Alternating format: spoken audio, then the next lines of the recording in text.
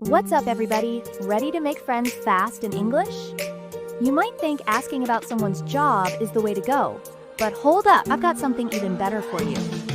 In this video, I'm going to share 2 questions that'll skyrocket your conversation skills. Trust me, these work way better than the old, "What do you do?" line. So, are you pumped to boost your English-speaking confidence? Let's dive in and learn how to connect with people like a pro. Hey everyone, Candace here, and welcome to episode 11 of the Get English podcast. Let's talk about something we've all faced. That awkward moment at a party when someone asks, "So, what do you do?" Suddenly, your mind goes blank and panic sets in. This question can be a real confidence killer for English learners. Why? It's not just the specific job vocabulary you might not know, but also the pressure to explain yourself when you're still figuring things out. I remember being at an international meetup, excited to practice my Spanish. I met this guy from Argentina, and guess what his first question was? Yep, about my job. I fumbled through an explanation of my marketing work, using words I wasn't sure of. His eyes glazed over, and the conversation died faster than you can say, resume. We both left feeling pretty awkward. That experience taught me something important. When we're trying to connect with people, especially in a new language, we need to shift our focus. Instead of careers, why not talk about personal interests, the things that make us laugh or keep us up at night thinking? Now, I know what you're thinking. But Candace, what should I ask instead? Don't worry, I've got your back. There's a better way to start conversations, one that works whether you're talking to a CEO or a college student.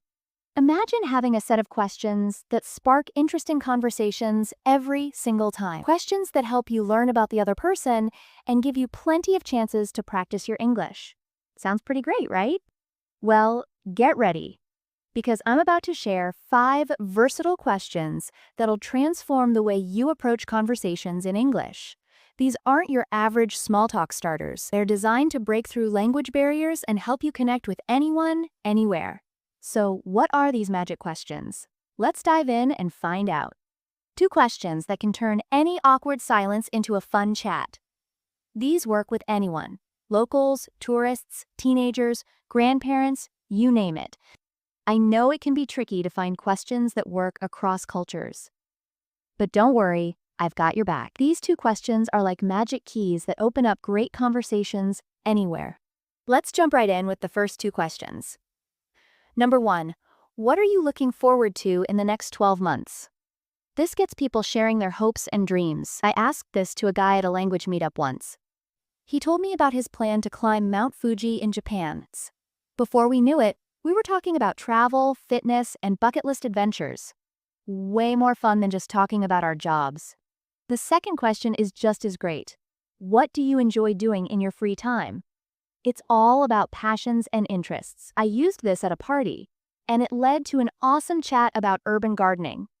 Who knew growing tomatoes on a tiny balcony could be so interesting? And I learned tons of new vocabulary without even trying. These questions aren't just for making small talk. They're for creating real connections. So, are you ready to complete your conversation toolkit? Great! Let's dive in and unlock the secret to effortless English chats. Next, we're diving into the Ping Pong Method, a game changer for your conversations.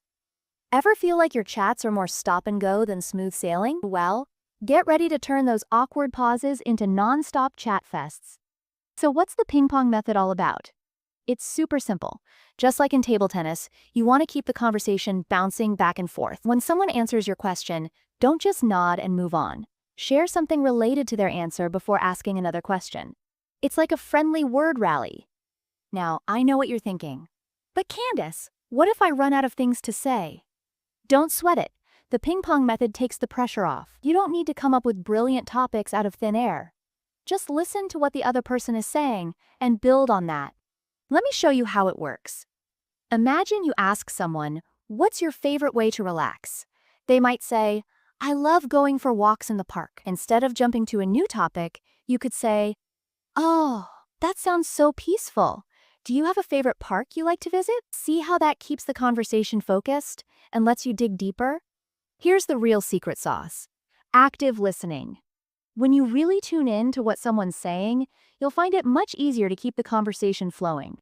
The ping pong method isn't just about asking questions, though. It's about creating a back and forth rhythm that feels natural and engaging. Try sharing a bit about yourself, too. If they mention loving a particular park, you could say, "That place sounds amazing. I'm always on the lookout for great outdoor spots. There's this hidden garden near my house that's perfect for unwinding. And here's some good news for all you shy folks out there. The ping pong method can help you open up too. It gives you a structure to follow, so you don't have to worry about leading the entire conversation. Just focus on asking about things the other person enjoys, and you'll find the chat flowing more smoothly. So how can the ping pong method transform your conversations? Well, it keeps things flowing and increases your chances of finding common interests, and that's where the magic happens. Those shared passions are the building blocks of real connections. But what if you're still feeling nervous? Don't worry, I've got you covered in the next section. Ever noticed how some people speak confidently even when they're nervous? There's an awesome trick that can turn your jitters into fuel for great conversations. Want to know how? Let's talk about those nerves. You know the feeling. Racing heart, sweaty palms, stomach doing flips. But guess what? Those feelings can actually help you speak better English. Crazy, right? Here's the deal. Our bodies react the same way to nervousness and excitement. The only difference is what we tell ourselves. So here's the cool part. Instead of thinking, "I'm so nervous," try saying, "I'm excited to practice my English." It's like flipping a switch in your brain. Those butterflies in your stomach become your secret superpower, pumping you up for a great chat. Now let's use your whole body to boost your confidence. Stand tall, shoulders back, chin up. Make eye contact, smile, and use your hands when you talk. It helps you express yourself better and keeps you from fidgeting. Your body will start to convince your brain that you're confident, even if you don't feel it at first. Here's a pro tip for your voice. Take a deep breath and speak a little slower than you think you should. It'll make you sound more confident and give you time to think about what to say next. Imagine walking into a room full of strangers, feeling excited instead of scared.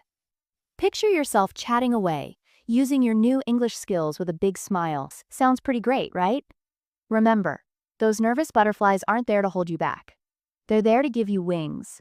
Use that energy to speak up, ask questions, and make new friends. You've got this.